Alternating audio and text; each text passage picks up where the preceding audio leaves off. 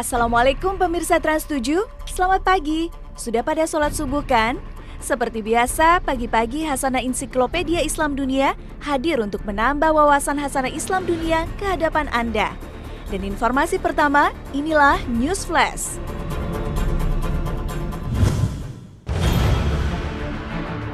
Anda tahu pocong? Dalam surat Az-Zariyat ayat 56, Allah menjelaskan bahwa penciptaan manusia dan jin ditujukan untuk bersujud kepada Allah SWT. Dalam kultur masyarakat Indonesia, jin dan makhluk gaib lainnya diwujudkan dalam bentuk dan fungsinya yang berbeda. Bahkan berkembang mitos bahwa makhluk gaib tersebut bisa berinteraksi dan bekerja sama dengan manusia. Benarkah demikian? Nah, terlepas dari dosa syirik yang mengancam para manusia yang bekerja sama dengan jin, inilah beberapa mitos unik seputar makhluk gaib yang berkembang di masyarakat Indonesia versi Hasanah.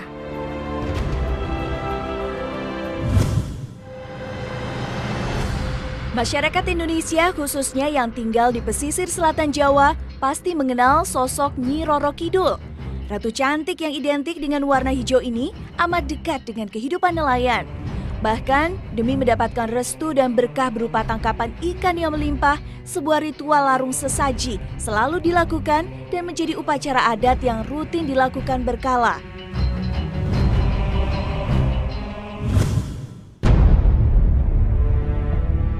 Tanah pemakaman di Jeruk Purut adalah salah satu daerah angker di Jakarta karena seringkali dijumpai hantu pria tanpa kepala. Penduduk setempat percaya bahwa kemunculan hantu ini adalah untuk mencari kuburannya.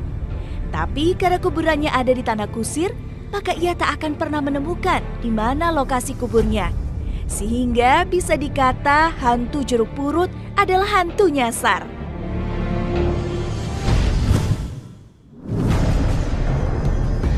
Suster ngesot. Wanita gaib ini seringkali dikaitkan dengan penunggu rumah sakit, khususnya di bagian kamar mayat. Sesuai namanya, penampakannya berupa suster wanita yang bergerak dengan menyeret tubuhnya di lantai alias ngesot. Salah satu lokasi favorit suster ngesot adalah selasar rumah sakit yang gelap dan singup. Tak heran bila suster ngesot menjadi bahan pembicaraan para pengunjung rumah sakit pada malam hari.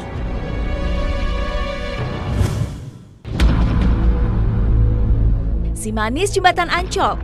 Era 80-an adalah masa kejayaan cerita mitos hantu cantik ini. Apalagi ketika sosoknya sebagai penunggu Kali Ancol di Jakarta Utara ini diangkat ke layar lebar.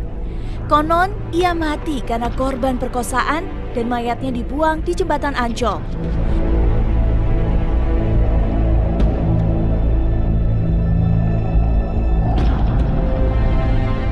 Banyak pedagang dan pengendara melihat sosok si manis ini melintas dan kemudian menghilang entah kemana. Mitos mengatakan bahwa si manis sering menggoda pengendara motor yang lewat dengan membonceng.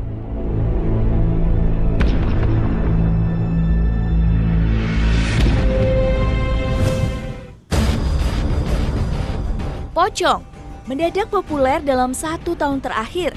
Penyebabnya adalah adanya akun pocong di sosial media dengan follower hingga 2 juta.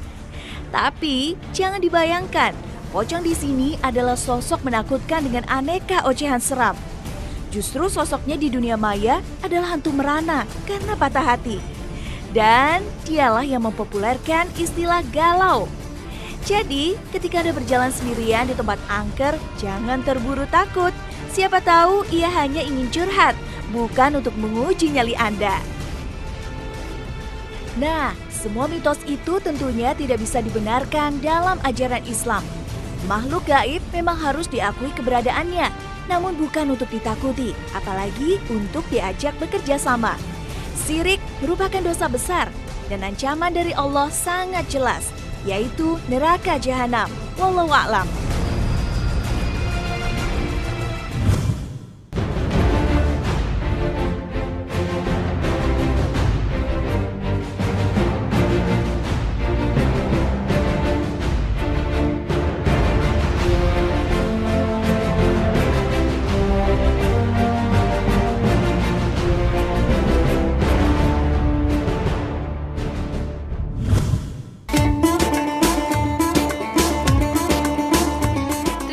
Anda tetap bersama kami di bagian kedua, kami sajikan informasi keajaiban penciptaan unta. Unta, Allah Subhanahu wa Ta'ala menciptakan hewan gurun pasir ini bukan tanpa maksud. Seperti yang tercantum dalam surat Al-Ghasyiyah ayat 17. Apakah mereka tidak melihat kepada unta, bagaimana ia diciptakan? Panasnya gurun pasir sangat mematikan bagi makhluk lain. Selain sejumlah kecil serangga, reptil, dan beberapa binatang lainnya, tak ada yang mampu hidup di sana.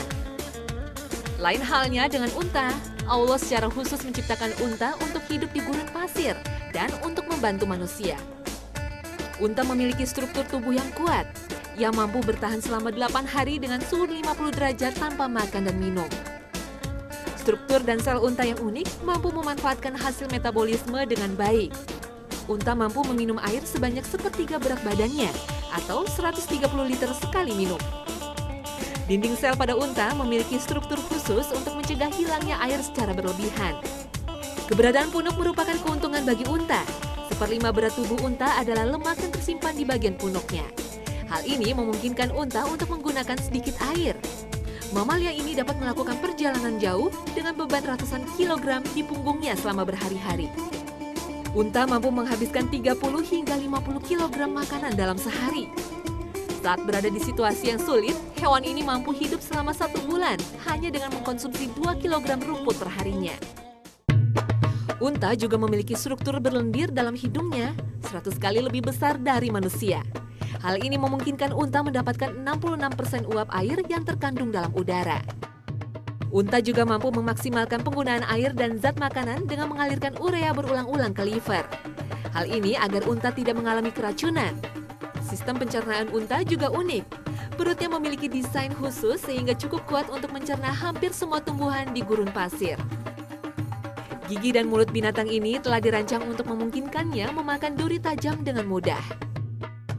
Allah juga menciptakan unta dengan sistem perlindungan yang luar biasa. Badai pasir yang terkadang muncul dapat menyesakan dan membutakan mata. Namun unta memiliki kelopak mata yang dapat melindungi matanya dari debu dan butiran pasir. Selain itu, kelopak matanya juga transparan, sehingga matanya tetap dapat melihat meski kelopak matanya dalam keadaan tertutup. Allah juga menciptakan bulu mata unta yang tersusun dalam 2 lapisan. Lapisan bulu mata ini membentuk sebuah perangkap yang mampu melindungi mata unta dari badai pasir yang ganas. Hidung unta pun memiliki desain khusus. Ketika badai gurun menyerang, ia menutup hidungnya dengan penutup khusus. Unta diciptakan dengan ketahanan tubuh yang sungguh luar biasa. Hewan yang menjadi simbol gurun pasir ini mampu bertahan di tengah panasnya gurun pasir. Unta pun dapat bertahan dalam suhu yang dingin. Hal ini dikarenakan rambut unta yang begitu tebal hingga mampu melindungi kulit unta dari terpaan sinar matahari yang panas membakar. Sebaliknya, dalam keadaan dingin, rambut unta juga mampu menjaga tubuh unta agar tetap hangat. Telapak kaki unta memiliki ukuran yang lebih besar dibanding ukuran dan panjang kakinya.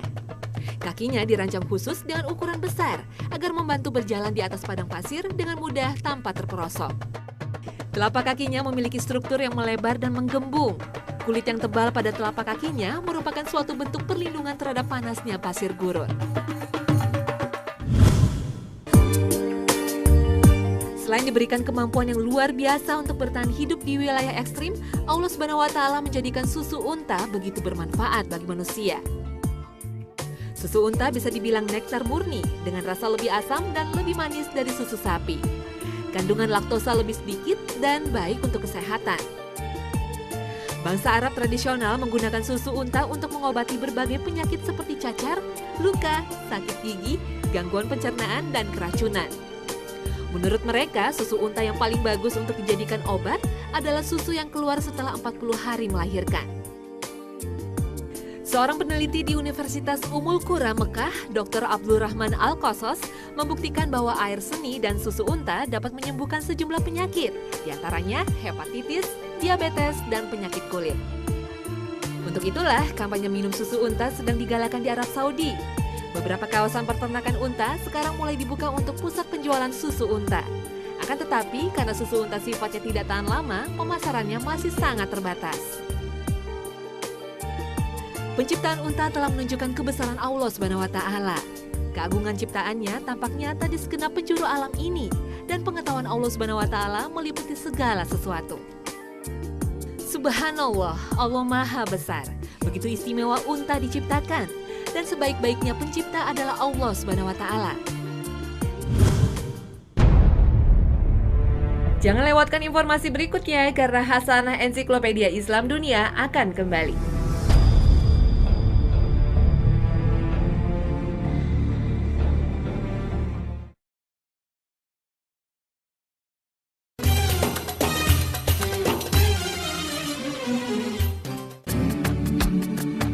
Kelahiran adalah permulaan kehidupan manusia di dunia. Setelah berada dalam rahim ibu selama 9 bulan, kelahiran menjadi awal perjalanan manusia mengumpulkan amal ibadahnya. Kelahiran seorang anak adalah berkah. Anak adalah buah hati sekaligus investasi dunia akhirat dari kedua orang tua. Dalam ajaran Islam menyambut kelahiran bayi dijelaskan bahwa baik dan buruknya akhlak dan masa depan anak sangat tergantung dari pendidikan rohani dan jasmani dari orang tua. Setiap anak dilahirkan dalam keadaan suci. Oleh sebab itu, ajaran Islam sangat menekankan pendidikan anak dimulai sejak anak berada dalam kandungan. Dan salah satu momen yang paling penting adalah ketika bayi akan lahir dan setelah ibu melahirkannya.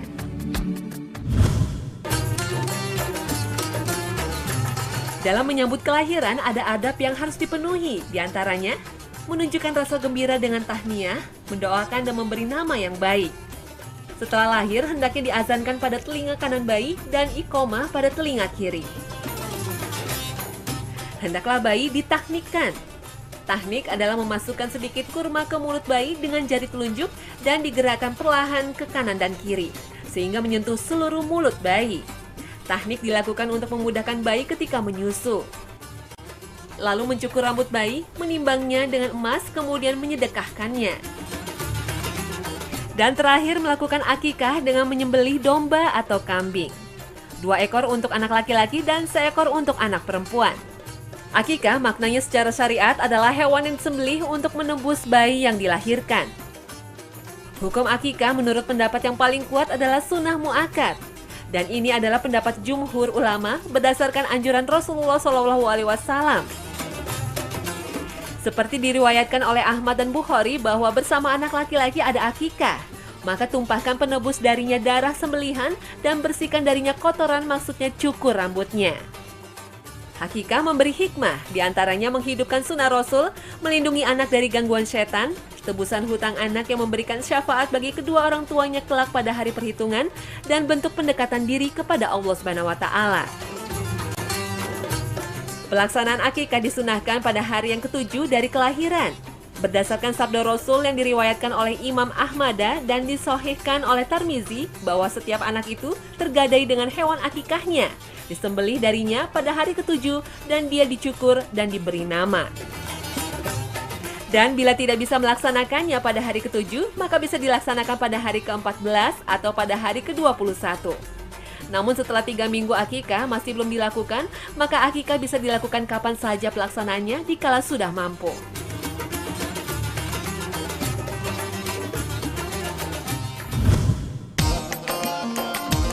Sementara perayaan kelahiran anak atau walimah wiladah menurut sebagian ulama boleh dilakukan. Walimah ini bukan akikah yang hukumnya sunnah muakkad dan tidak disyariatkan. Walimah wiladah dengan mengundang banyak orang untuk berkumpul makan bersama tidak ada dalilnya. Karena itu ulama berselisih pendapat tentang cara distribusi makanan akikah. Apakah dibagikan dengan diantar ataukah dengan mengundang para tetangga kemudian makan bersama.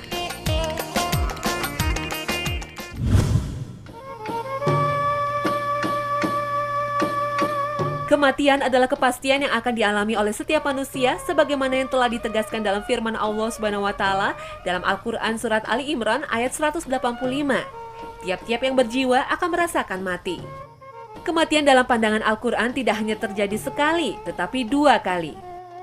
Dalam surat Ghafir ayat 11 mengabdikan sekaligus membenarkan ucapan orang-orang kafir di hari kemudian.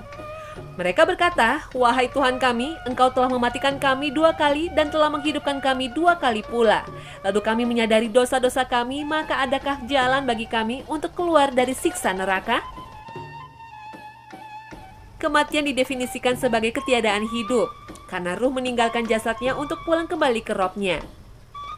Kematian pertama dialami oleh manusia sebelum kelahirannya atau saat sebelum Allah menghembuskan ruh kehidupan kepadanya. Sedangkan kematian kedua saat ia meninggalkan dunia yang fana ini. Kehidupan pertama dialami oleh manusia pada saat manusia menarik dan menghembuskan nafas di dunia.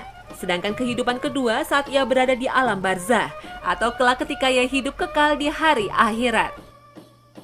Al-Quran berbicara tentang kematian dalam banyak ayat. Sementara pakar memperkirakan tidak kurang dari 300 ayat yang membicarakan tentang berbagai aspek kematian dan kehidupan sesudah kematian kedua.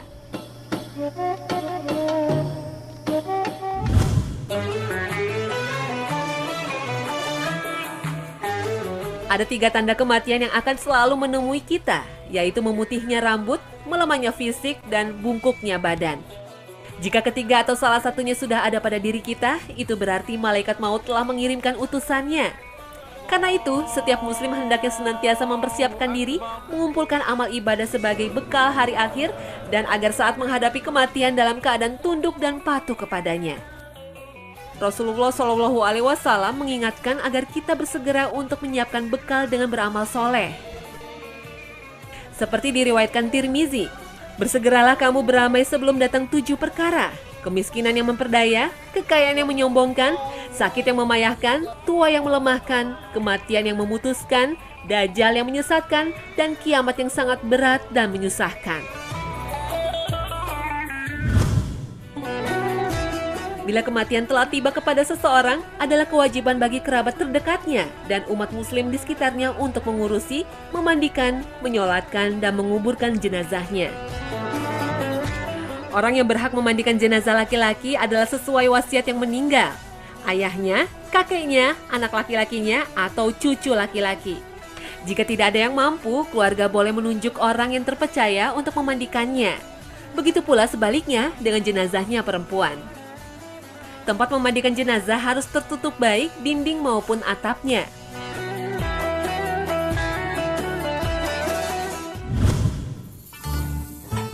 Selanjutnya adalah proses menyolatkan jenazah. Sholat jenazah merupakan sholat yang dilakukan umat muslim jika ada muslim lainnya yang meninggal dunia. Hukum melakukan sholat jenazah ini adalah fardu kifayah. Syarat sholat jenazah adalah harus menutup aurat, berwudu, jenazah sudah dimandikan dan dikafani, dan diletakkan sebelah kiblat orang yang mensolatkannya.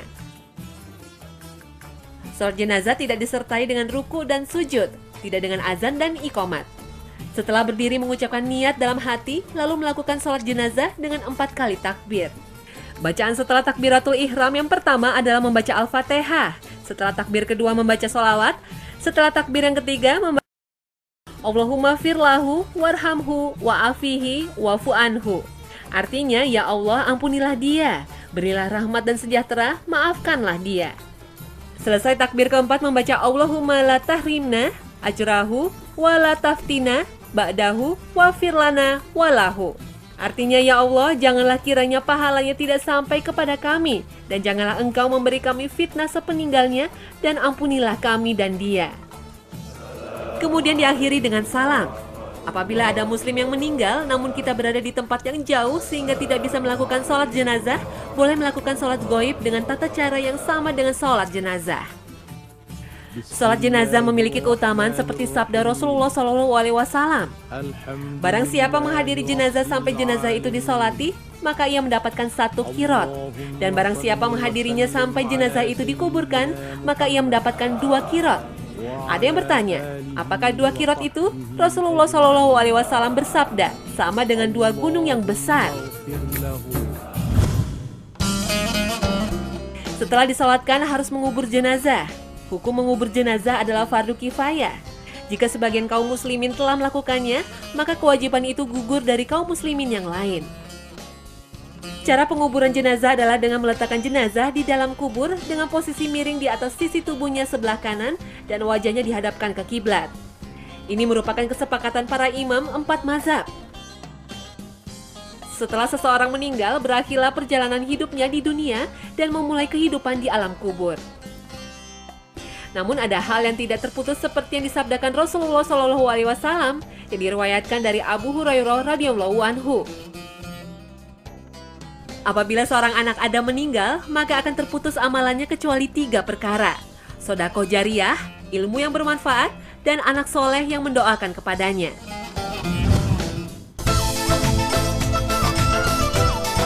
Pemirsa Hasanah, inilah akhir kebersamaan kita pagi ini. Saksikan selalu Hasanah Ensiklopedia Islam Dunia setiap pukul 5 pagi waktu Indonesia Barat. Terima kasih atas perhatian Anda dan wassalamualaikum warahmatullahi wabarakatuh.